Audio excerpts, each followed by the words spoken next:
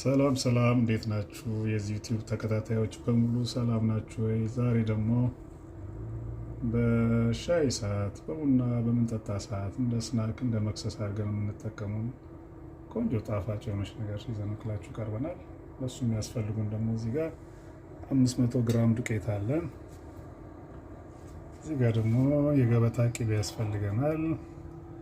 እዚህ ጋር 1 ኩባያ ወተት፣ ጨው ትንሽ፣ ስኳር ስለምንጠቀም ጨው ማብዛት የለብንም። እርሾ አለን፣ ስኳር፣